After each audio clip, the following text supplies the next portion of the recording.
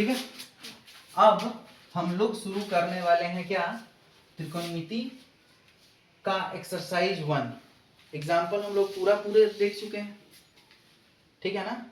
Example देख चुके हैं, उसका बेसिक कॉन्सेप्ट सीख चुके हैं। अब जो भी इसका एग्जाम्पल है एक एक करके डिस्कस कर, जो भी एक्सरसाइज का क्वेश्चन है एक एक करके डिस्कस करने वाले हैं। और आप लोगों को बोला गया था कि अटेम्प्ट करके आइएगा, जो डाउट होगा वो डिस्कस करेंगे, ठीक है ना। हम सारा क्वेश्चन एक एक करके बना रहे हैं, ठीक है। तुम लोगों को जो भी दिक्कत हो वो यहाँ से देख सकते हो, ठीक है। अगर एक भी क्वेश्चन नहीं बनाया तो फिर पूरा तो हम बना ही रहे हैं, ठीक है। घर पे जाके उसका प्रैक्टिस करना है। पहले क्वेश्चन में बोला है कि एक ट्रायंगल है एबीसी।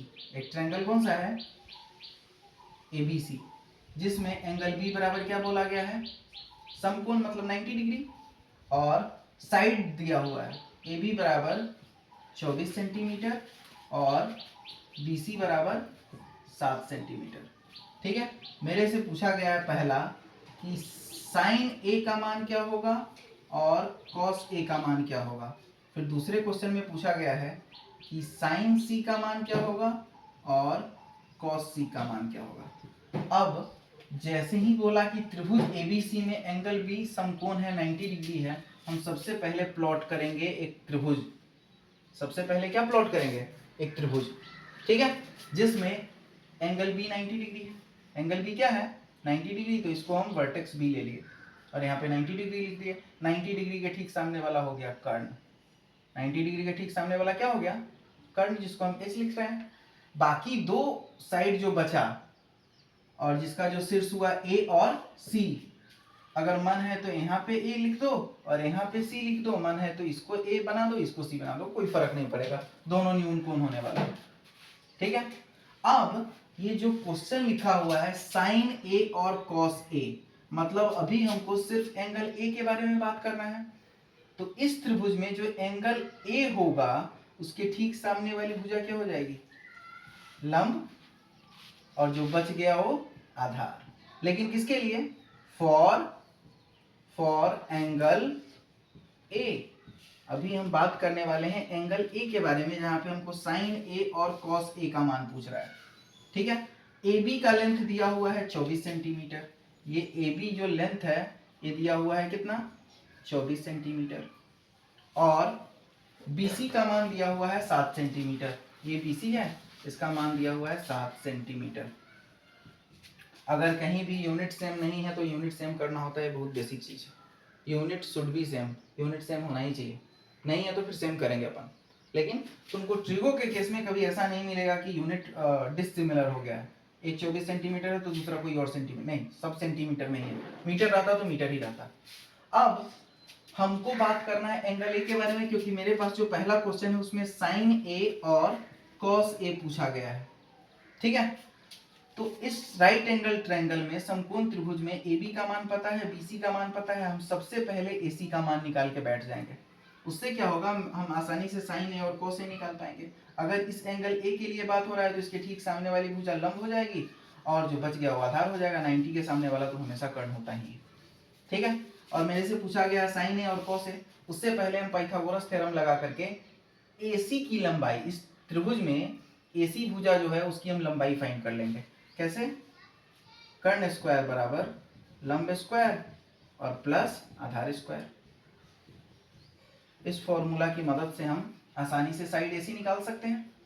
कर्ण यहाँ पे क्या हो गया, AC का स्क्वायर बराबर लंब कितना हो गया, AB का स्क्वायर, लंब क्या हुआ, सॉरी BC, लंब यहाँ पे क्या है BC का स्क्वायर और प्लस आधार क्या है AB का स्क्वायर।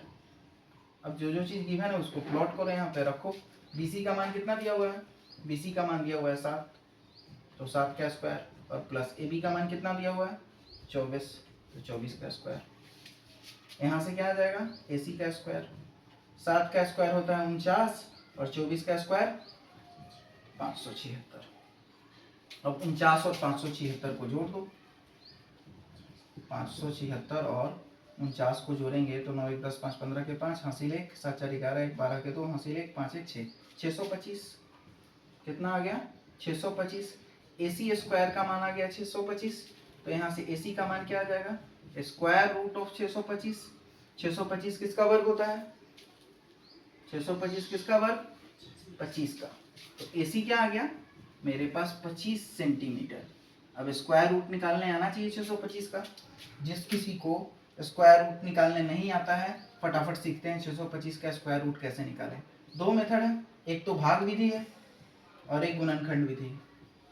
ये बचपन में ही सिखाया जाता है कि गुणनखंड कैसे निकालते हैं। अभी हम भाग विधि से फटाफट 625 का स्क्वायर रूट निकालना सिखा रहे हैं। यहाँ पे लिख दिए 625 और पीछे से पेयरिंग शुरू करेंगे, जोड़ा बनाना शुरू करेंगे। बच गया 6, अब 2 से लगेगा, 2 और 2 4, 2 दूनी 4, 6 में से 4 गया 2, फिर बच गया 25। पेयर को एक साथ उतार दिए। अब 5 मरतबे लगा दो, 50 25 हासिल 2, 5 का 20 2 22, पूरा पूरी कट गया और यहाँ पे आ गया 5। इस दोनों को जोड़ेंगे तो ये आ गया 50, इसका डबल ये है, मतलब स्क्वायर रूट ऑफ 625 कितना आ गया? 25। यहाँ पे डायरेक्टली लिख दिए। AC मेरे पास आ गया 25 सेंटीमीटर। अब कुछ भी नहीं बचा इस क्वेश्चन में। अगर एक राइट एंगल ट्रायंगल का तीनों साइड पता है तो मेरे से कोई भी ट्रिगोनोमेट्रिक रेशियो पूछ ले, हम निकालने के लिए रेडी हैं। समझ में आ रहा है? क्लियर है? अब मेरे से क्या पूछा है? साइन A और कॉस A। फटाफट निकाल लेते हैं। साइन A बराबर साइन थीटा बराबर होता है लंब और बटा कर्ण।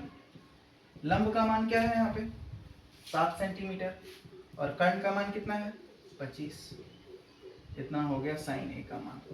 यहाँ भी सेंटीमीटर, यहाँ भी सेंटीमीटर, सेंटीमीटर से सेंटीमीटर कट गया तो फिर साइन A का मान कितना आ गया? 7/25। ये मेरा रिक्वायर्ड आंसर हो गया। बात खत्म। अगला पूछा है मेरे से कॉस A का मान। अगला पूछा है किसका? कॉस A का मान। कॉस थीटा बराबर आधार बटा कर्ण। आधार हम पहले से निकाल के बैठे हुए हैं 24 और कर्ण कितना है? 25। 24/25 कॉस A का मान हो गया। This is the required answer. पहला क्वेश्चन खत्म हो गया। पहला का पहला नंबर क्वेश्चन खत्म हो गया। अब बात करते हैं साइन C और कॉस C पर। अब यहाँ पे क्या पूछा है? साइन C और कॉस C। समझ में आ रहा है? साइन C और कॉस C। तो अब इस एंगल C के लिए अगर हम बात करें तो इस एंगल C के लिए ठीक सामने वाली भुजा कौन सी हो जाएगी? लंब। इस एंगल C के लिए सामने वाली भुजा कौन सी हो जाएगी? लंब। यहाँ तक फटाफट नोट करो, फिर हम बात करते हैं कि दूसरा क्वेश्चन कैसे सॉल्व होगा। साइन C और कॉस C नोट हो गया होगा। वीडियो को पॉज करके फटाफट नोट कर लेना है। समझ में आया? अब हम बात करने वाले हैं कि यहाँ से साइन C और कॉस C का मान कैसे निकालें। ये सारी कहानी सब कुछ रिपीट होने वाला है, साइड तो चेंज होने वाला नहीं है। यहाँ से अब हम लोगों को साइन C और कॉस C का मान निकालना है। देखते हैं कैसे निकलता है। इसके लिए क्या करना होगा? सबसे पहले हमको लंब और आधार का डिसीजन लेना पड़ेगा कि कौन सा बेस्ट होगा। बेस्ट मतलब कौन सा ही होगा। तो इस एंगल C के लिए इसके ठीक सामने वाली भुजा क्या हो जाएगी? अब लंब हो जाएगी। 90 डिग्री के ठीक सामने वाली भुजा तो कर्ण होती ही है और ये साइड क्या हो गया? आधार। ठीक है। अब यहाँ पे तुम निकाल लो साइन C। साइन थीटा बराबर अभी भी फॉर्मूला तो सेम होने वाला है, लंब बटा कर्ण। लंब का मान कितना दिया हुआ है? 24 और कर्ण का मान कितना दिया हुआ है? 25। इसलिए साइन C बराबर क्या आ गया? 24/25। अब यहाँ पे अगला क्वेश्चन बोला है कॉस C। कॉस C का वैल्यू निकाल लो। कॉस थीटा बराबर होता है आधार और बटा में कर्ण। आधार का मान कितना दिया हुआ है? 7 और कर्ण का मान कितना दिया हुआ है? 25। कॉस C का वैल्यू क्या आ गया? 7/25। बस आप लोगों को करना क्या था? आप लोगों को बस एक काम ये करना था कि राइट एंगल ट्रायंगल में तीनों साइड को निकाल लेना है। उसके अलावा कोई भी ट्रिगोनोमेट्रिक आइडेंटिटी पूछे हम आसानी से निकाल पाएंगे। बस एक चीज का ख्याल रखना है कि किस एंगल के लिए बात कर रहा है। अगर एंगल A के लिए बात किया है तो यही एंगल A के ठीक सामने वाला लंब हो गया जो अभी के टाइम में एंगल C के लिए आधार बना हुआ है। उम्मीद करते हैं समझ में आया होगा क्वेश्चन। तुम लोग को आया समझ में? ठीक, बहुत बढ़िया। ये क्वेश्चन नंबर 1 खत्म हो गया। अब हम लोग बात करने वाले हैं इसके क्वेश्चन नंबर एक्सरसाइज 8.1 ट्रिगोनोमेट्री का क्वेश्चन नंबर 2।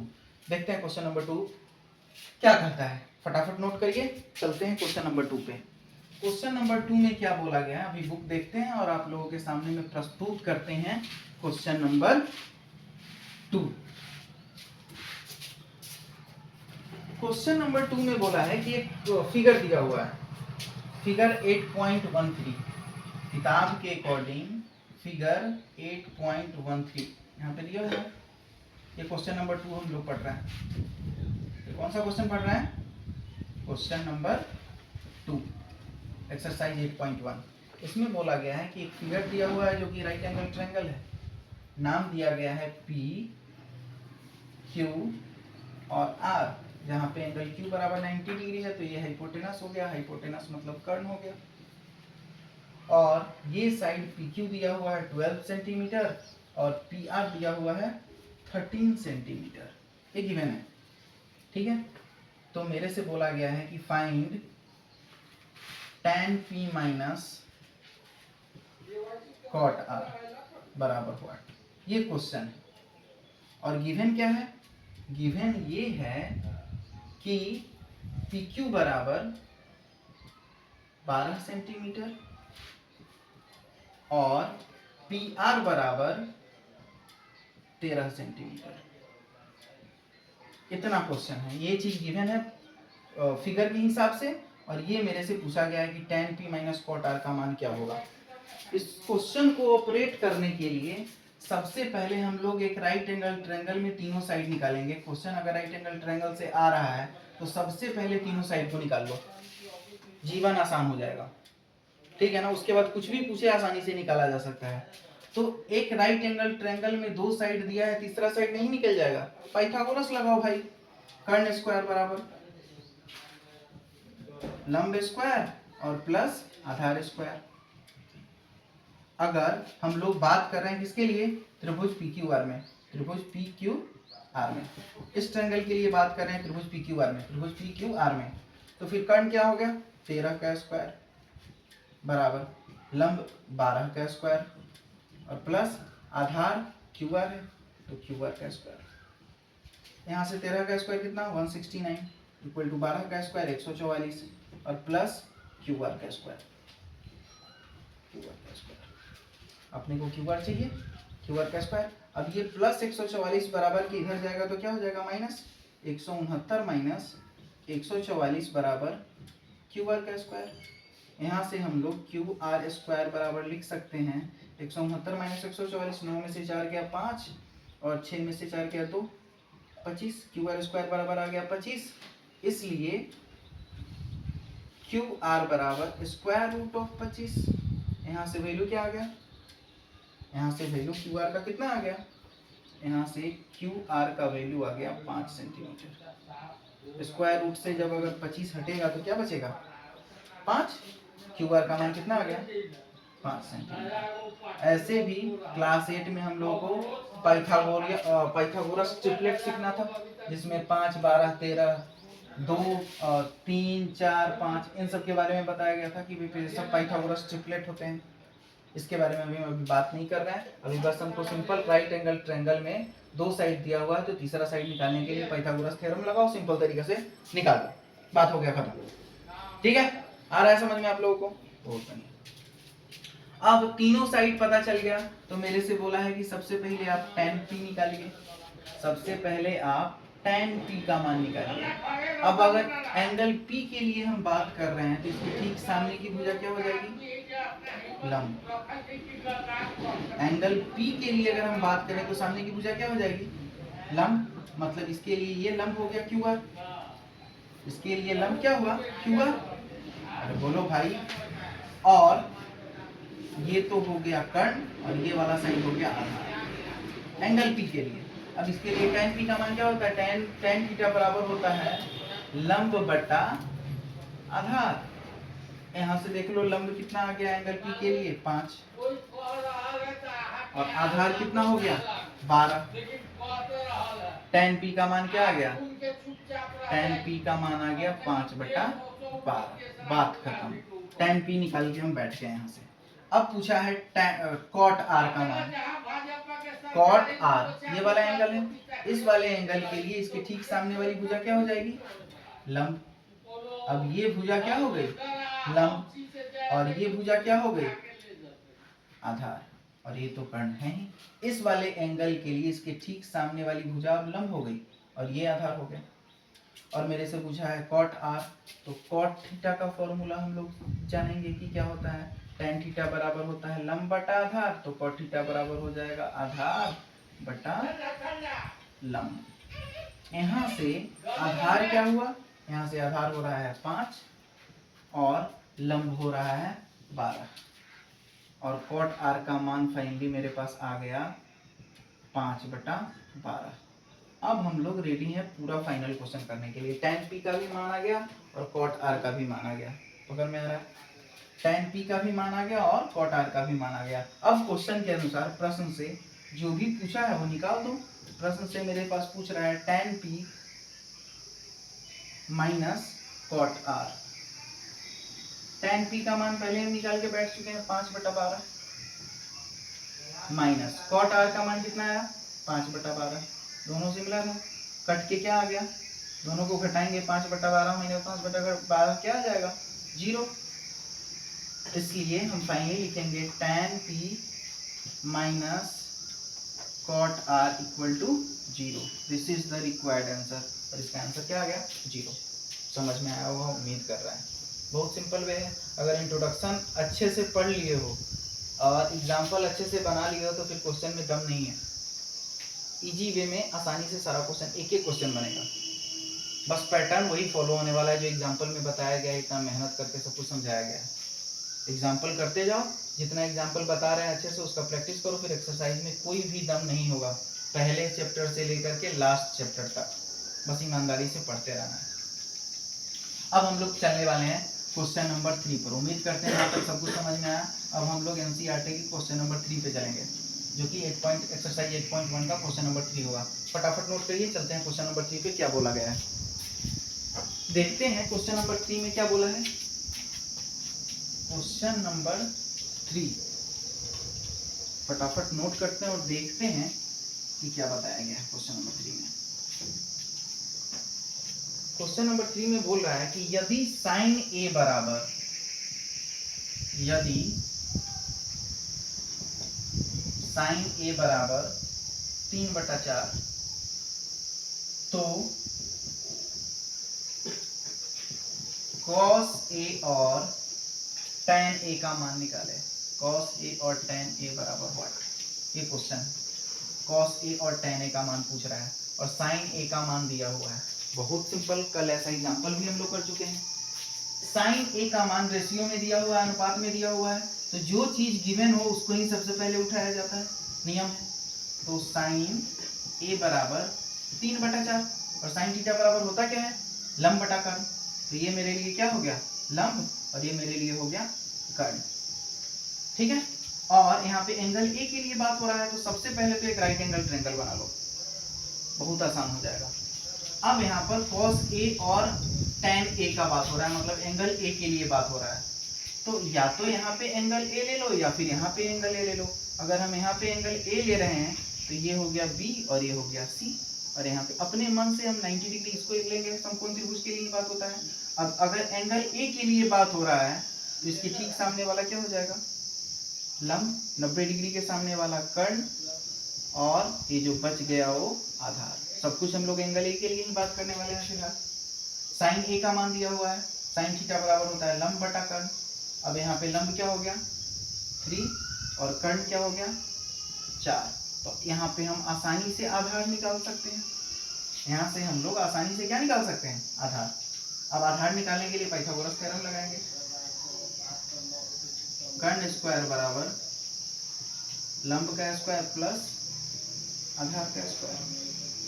कर्ण कितना दे दिया यहाँ पे 4, 4 का स्क्वायर बराबर लंब कितना दे दिया 3 का स्क्वायर और प्लस आधार को फाइंड करना है तो आधार की जगह आधार का स्क्वायर। 4 का स्क्वायर हो गया 16 बराबर 9 प्लस आधार का स्क्वायर। यहाँ से प्लस 9 बराबर के इधर आया तो क्या हो गया माइनस। 16 में से 9 घटाएंगे कितना बचेगा आधार का स्क्वायर। 16 में से 9, 9 7 16, 16 9 7 16। आधार स्क्वायर बराबर क्या हो गया 7। आधार बराबर कितना आ गया √7। आधार का मान कितना आ गया √7। तो यहाँ से आधार का मान आ गया √7। यूनिट अगर सेंटीमीटर दिया तो सेंटीमीटर लिखिए, नहीं दिया है तो मत लिखिए। तो कर्ण आ गया 4, लंब आ गया 3 और आधार आ गया 7। एक बार फिर से, एक राइट एंगल ट्रायंगल था जिसमें हमसे पूछा है cos A और tan A का मान। cos A और tan A का मान कब निकलेगा? जब एक समकोण त्रिभुज में तीनों भुजा प्राप्त हो। लेकिन यहाँ पे तीनों भुजा दिया हुआ है क्या? नहीं।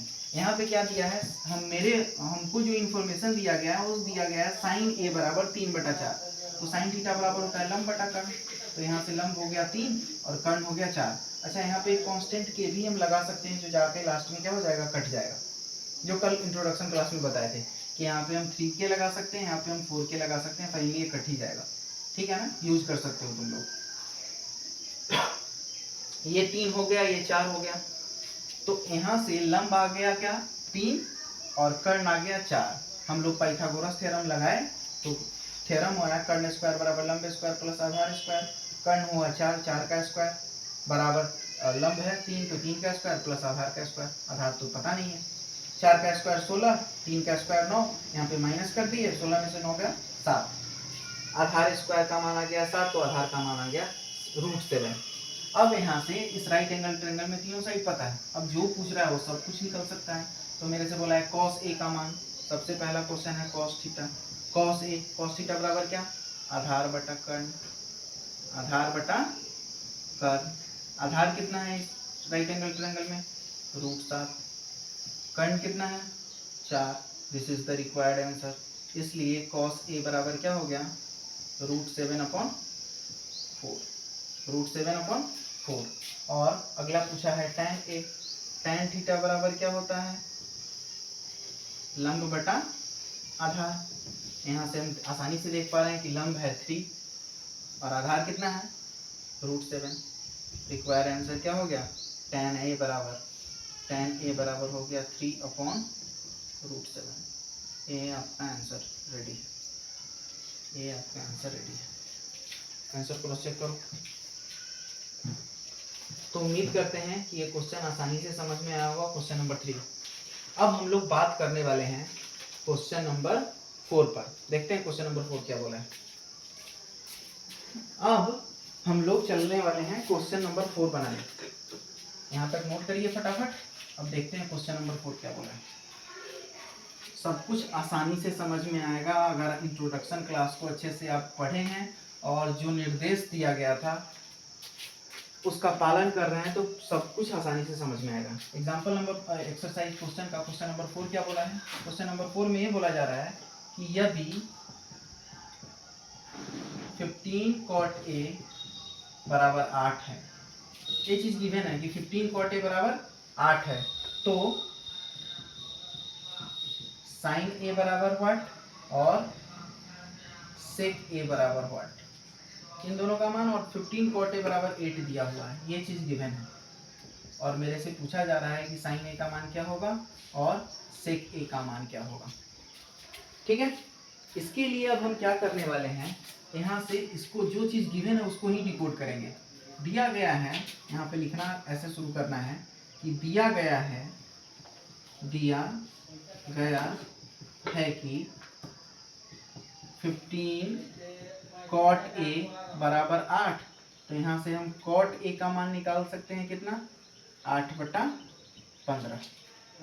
cot A का मान यहाँ 15 cot A से मल्टीप्लाई हो रहा है, बराबर की इधर गया तो डिवाइड हो गया, और cot A का मान आ गया मेरा 8/15। एंगल A के लिए बात हो रहा है। और cot थीटा बराबर होता है क्या, tan थीटा बराबर होता है लंब बटा आधार। तो ये हो गया आधार बटा लंब। अब यहाँ पे हम लोग इस चीज को शो करेंगे ट्रायंगल के माध्यम से। जहाँ पे एंगल ए के लिए बात हो रहा है, इस बार हम एंगल ए यहाँ पे ले रहे हैं, एंगल बी यहाँ पे ले रहे हैं और एंगल सी यहाँ पे ले रहे हैं। अगर ये एंगल सी है तो ये 90 डिग्री, इसके ठीक सामने वाला हो गया कर्ण। और हमसे पूछा है एंगल ए के बारे में, एंगल ए के ठीक सामने वाली भुजा क्या हो जाएगी, लंब, और ये हो गया आधार। अब इस इंफॉर्मेशन के हिसाब से हम आधार और लंब आसानी से लिख पाएंगे। आधार बोला गया है 8 है, तो आधार की जगह हम 8 लिख दिए, और लंब बोला गया है 15 है। आसानी से हम यहाँ से कर्ण निकाल सकते हैं इस राइट एंगल ट्रायंगल से। अब जो कुछ पूछा गया हम सब कुछ निकाल पाएंगे। अगर यहाँ पे कर्ण निकाल के बैठ गए तो यहाँ पे निकाल लेते हैं कर्ण का स्क्वायर।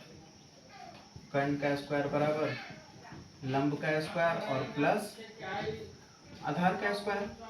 लंब कितना है 15, एंगल ए के लिए तो यही लंब होगा ना भाई, क्योंकि tan थीटा बराबर लंब बटा आधार होता है, तो यहाँ से आधार बटा लंब हो गया। tan का उल्टा cot, tan थीटा बराबर लंब बटा आधार, तो cot थीटा बराबर आधार बटा लंब।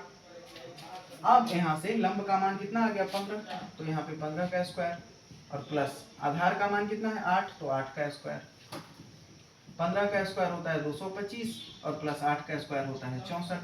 225 और 64 को फटाफट ऐड कर दीजिए, ये आया 5 4 9, ये आया 6 2 8 और ये आया 2 289। कर्ण स्क्वायर बराबर आ गया 289। कर्ण स्क्वायर बराबर आ गया 289, तो यहाँ से हम कर्ण बराबर क्या लिख सकते हैं, स्क्वायर रूट ऑफ 289। अब 289 किसका स्क्वायर रूट होता है, हाँ बताओ तुम लोग, 17। बहुत बढ़िया, तो कर्ण का मान कितना आ गया, कर्ण का मान आ गया 17। यहाँ पे हम डायरेक्टली लिख दिए 17। अब इस राइट एंगल ट्रायंगल में कर्ण भी पता है, लंब भी पता है, आधार भी पता है, जो पूछा है आसानी से निकाल लो ना, कुछ भी नहीं है दिक्कत फिर, ठीक है ना। मेरे से क्या पूछा है, मेरे से पूछा है साइन ए, तो साइन ए बराबर क्या हो जाएगा, साइन थीटा बराबर लंब और बटा में कर्ण। लंब का मान कितना दे दिया 15, कर्ण का मान कितना दे दिया 17, आंसर हो गया। साइन ए का आंसर कितना आ गया 15 बटा 17, खत्म। सेक ए पूछा है, सेक ए, हाँ भाई तुम लोगों में से बताओ सेक ए किसका उल्टा होता है, साइन ए, कॉसेक। साइन का तो उल्टा भाई कोसेक ए होता है ना, साइन का उल्टा कोसेक। पढ़ के आया करो भाई, जीवन मुश्किल हो जाएगा फिर, ठीक है। मनी सही बोली है, साइन किसका सेक किसका उल्टा होता है, कॉस का, और कॉस का क्या फॉर्मूला होता है, आधार बटा कर्ण। तो फिर यहाँ पे क्या हो जाएगा, कर्ण बटा आधार। अरे बोलो, सेक का क्या फॉर्मूला हो जाएगा, कर्ण बटा आधार। क्यों, क्योंकि यहाँ पे समझो cos थीटा बराबर होता है आधार बटा कर्ण। cos थीटा बराबर क्या होता है, आधार बटा कर्ण। तो cos का उल्टा होता है सेक, तो सेक का क्या हो जाएगा, कर्ण ऊपर आधार नीचे, कर्ण बटा आधार। अब यहाँ पे मेरे पास सब कुछ है, कर्ण भी है आधार भी है, लगा दो। कर्ण का मान कितना है 17 और आधार का मान कितना है 8, तो सेक ए क्या आ गया, सेक ए आ गया 17 बटा 8। तो फाइनली तुम यहाँ पे लिख सकते हो यहाँ पर, इसलिए साइन ए बराबर कितना मान आया साइन ए का 15 बटा 17, और इसको बॉक्स के अंदर डाल देंगे, ये भी आंसर हो गया। अगला क्या पूछा है, सेक ए, सेक ए का मान कितना आ गया 17 बटा 8। This is the required answer. बात हो गया खत्म। इस तरह से एग्जांपल नंबर 4 भी हो गया। अब हम लोग शुरू करने वाले हैं, उम्मीद कर रहे हैं समझ में आ रहा है, तुम लोग को आ रहा है समझ में, कोई डाउट है, आप लोगों को भी उम्मीद करते हैं समझ में आ रहा होगा। फटाफट नोट करिए, चलते हैं क्वेश्चन नंबर 5 पे।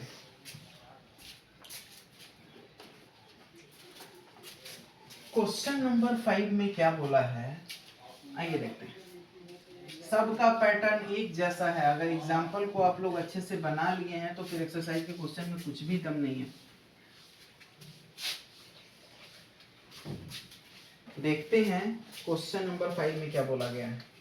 क्वेश्चन नंबर 5 में बोला गया है, यदि सेक थीटा बराबर, ये यदि में दिया हुआ है, इफ में दिया हुआ है, यदि सेक थीटा बराबर 13 बटा 12, तो अन्य सभी त्रिकोणमितीय अनुपात ज्ञात कीजिए। अन्य सभी त्रिकोणमितीय अनुपात, अन्य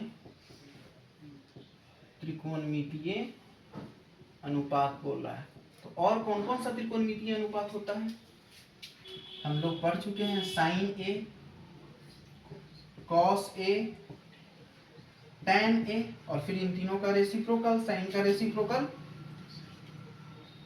कोसेक ए, और कॉस का रेसिप्रोकल सेक ए, और tan का रेसिप्रोकल कॉट। सब कुछ निकालना है अपने को, 6 का 6, 6 के 6 ट्रिगोनोमेट्रिक रेशियो में से एक रेशियो दिया हुआ है, कौन सा, सेक थीटा बराबर 13 बटा 12, जो कि कहाँ पे है, यहाँ पे है, इसका मान दे दिया है 13 बटा 12। अब समझिए, सेक ए का मान दिया हुआ है, यहाँ पे थीटा है बुक में, एक बार लेट मी चेक, थीटा है या एंगल ए है, थीटा है या फिर एंगल ए है, थीटा है। तो यहाँ हर जगह पे हम क्या लगाने वाले हैं, थीटा। ये छोटे छोटे चीज़ों का ख्याल रखना है कि यहाँ पे एंगल ए दिया है, एंगल थीटा दिया है, सब जगह हम लगा रहे हैं theta. Sec theta, cot theta, tan theta, हर जगह थीटा लगा रहे हैं। अब यहाँ पर क्या है कि सेक थीटा का मान दिया हुआ है 13/12। अब देखो बिना कुछ किए हुए एक वैल्यू तो हम फटाक से निकाल सकते हैं। कौन सा? सेक किसका उल्टा होता है? कॉस का। तो सेक थीटा का मान है 13/12, तो कॉस थीटा का मान क्या हो जाएगा? 12/13। अगर ऑब्जेक्टिव क्वेश्चन में डायरेक्टली आ गया कि कॉस थीटा का मान दिया हुआ है, सेक थीटा का मान दिया हुआ है, कॉस थीटा का मान क्या होगा, तो यहाँ पे सॉल्व करने बैठेंगे क्या? सब्जेक्टिव क्वेश्चन तो है नहीं। अगर ये ऑब्जेक्टिव क्वेश्चन में आया, कॉस सेक थीटा का मान दे दिया, कॉस थीटा का मान पूछ रहा है, तो हम सॉल्व करने मत बैठ जाना। फिर क्या करेंगे अपन? इसको जस्ट रेसिप्रोकल कर देंगे, उल्टा कर देंगे। ये 13/12 है तो क्या हो जाएगा? 12/13। कॉस थीटा बराबर होता क्या है? आधार और बटा कर्ण, ठीक है ना। और ये क्या हो गया? कर्ण बटा आधार। अब बाकी का जो रेशियो है, sine theta, tan theta, cosec theta, cot theta, ये बच गया निकालने के लिए। अब इसको निकालने के लिए सबसे पहले हम एक समकोण त्रिभुज बना लेंगे। नाम कुछ भी दे दो, A B C, angle B 90 degree है। अब यहाँ पे किसी भी वर्टेक्स के बारे में बात नहीं किया है, किसी भी शीर्ष के बारे में बात नहीं किया है, यहाँ पे एंगल लिया है थीटा। तो अगर एंगल थीटा लिया है तो हम यहाँ भी थीटा बना सकते हैं और यहाँ भी एंगल थीटा बना सकते हैं। अभी के लिए हम यहाँ पे थीटा बना दे रहे हैं। तो जिस एंगल के लिए बात हो रहा है उसके ठीक सामने वाला क्या हो जाएगा? लंब। 90 डिग्री के सामने वाला हो गया कर्ण, और एक भुजा जो बच गई वो हो गया आधार। अब अगर सेक थीटा दिया हुआ है 13/12, तो सेक थीटा बराबर होता क्या है? कर्ण बटा आधार। अरे बोलो भाई, समझ में आ रहा है? सेक थीटा बराबर क्या हो जाएगा? कर्ण बटा आधार, क्योंकि कॉस थीटा बराबर क्या होता है? आधार बटा कर्ण, इसी का रेसिप्रोकल है। या फिर सेक थीटा का ही रेसिप्रोकल कॉस थीटा है। तो सेक थीटा बराबर अगर कर्ण बटा आधार हो गया तो कॉस थीटा बराबर आधार बटा कर्ण। अब यहाँ से देख लो, कर्ण का मान कितना आ गया? यहाँ से कर्ण का मान कितना आ गया? 30, और आधार का मान कितना आ गया? 12। तो हम यहाँ से आसानी से इस लंब को निकाल सकते हैं पाइथागोरस थ्योरम से। फटाफट अप्लाई करते हैं। अप्लाई पाइथागोरस थ्योरम, ठीक है ना। पूरा लिख दो या फिर अप्लाई करो। इन ट्रायंगल, ऐसे लिखो, इन ट्रायंगल ABC में, त्रिभुज ABC में, त्रिभुज ABC में कर्ण स्क्वायर बराबर लंब स्क्वायर प्लस आधार स्क्वायर। कर्ण का स्क्वायर, कर्ण दिया हुआ है 13, तो यहाँ पे 13 का स्क्वायर बराबर लंब अपने को फाइंड करना है, लंब का वैल्यू AB हो गया, AB का स्क्वायर, और प्लस आधार दिया हुआ है 12, तो 12 का स्क्वायर। 13 का स्क्वायर 169, 1 से 20 तक का वर्ग याद होना चाहिए, जीवन आसान बनाएगा। AB का स्क्वायर और प्लस 12 का स्क्वायर 144। यहाँ से प्लस 144 को बराबर के इधर भी ले आओ, तो 169 माइनस 144 बराबर AB स्क्वायर। यहाँ से AB स्क्वायर का मान कितना आ गया? 169 माइनस 144, 9 में से 4 गया 5, 6 में से 4 गया 2, 25। AB स्क्वायर बराबर 25, तो AB बराबर आ गया मान 5। AB का मान कितना आ गया? AB का मान आ गया 5। अब लंब भी पता चल गया, आधार भी पता चल गया, और कर्ण भी पता चल गया। जो क्वेश्चन पूछ रहा है वो आसानी से फटाफट बनता जाएगा। मेरे से पूछा है सबसे पहला पूछा है साइन थीटा। साइन थीटा बराबर होता है लंब बटा कर्ण। साइन थीटा बराबर लंब बटा कर्ण। लंब का मान कितना आ गया? 5, और कर्ण का मान कितना? 13। साइन थीटा का मान कितना आ गया? 5/13। दूसरा मेरे से पूछा गया कॉस थीटा। अब यहाँ पे कॉस थीटा का मान सुनिएगा, कॉस थीटा का मान दिया हुआ है 12/13, 12/13। कॉस थीटा बराबर होता है आधार और बटा कर्ण। हम लोग क्रॉस चेक कर रहे हैं कि सही है कि नहीं है। कॉस थीटा बराबर आधार बटा कर्ण। आधार चेक करिए 12, कर्ण चेक करिए 13, बिल्कुल सही है। अरे बोलो। तीसरा है tan थीटा। तीसरा क्या है? tan थीटा, और tan थीटा बराबर होता है लंब बटा आधार। लंब का वैल्यू कितना है? 5, और आधार का मान कितना है 12। आंसर क्या आया tan थीटा बराबर 5/12। अगला है 4th number cosec theta. Cosec theta ये किसका उल्टा होता है? इसको हम लिख सकते हैं 1/sin थीटा, मतलब sin थीटा का उल्टा। कोसेक थीटा को हम लिख सकते हैं 1/sin थीटा, sin थीटा का उल्टा। मतलब sin थीटा का वैल्यू कितना है 5/13। तो ये क्या हो जाएगा 13/5। This is the required answer. अरे कोसेक थीटा का मान फिर क्या आ गया 13/5। ठीक है, क्योंकि sin थीटा का मान कितना आया है 5/13, इसका उल्टा क्या हो जाएगा 13/5। डायरेक्टली लिखेंगे। अब अगला क्या बोला है कोसेक थीटा के बाद सेक थीटा तो गिवन ही था। Cot theta. Cot theta, cot theta किसका उल्टा होगा tan थीटा का। तो कॉट थीटा को हम लिख सकते हैं 1/tan थीटा। tan थीटा का जो भी मान है उसका उल्टा कर दो 5/12। तो ये क्या हो गया 12/5। यहाँ से कॉट थीटा का मान भी आ गया 5/12। This is the required answer. इस तरह से क्वेश्चन नंबर 1 2, क्वेश्चन नंबर 5 हम लोग डिस्कस कर चुके हैं। नेक्स्ट लेक्चर में हम लोग डिस्कस करने वाले हैं जो रिमेनिंग इस एक्सरसाइज का क्वेश्चन है। टोटल कितना क्वेश्चन है? टोटल 11 क्वेश्चन है, जिसमें से 1 से लेके 5 तक क्वेश्चन हम लोग डिस्कस कर लिए। क्या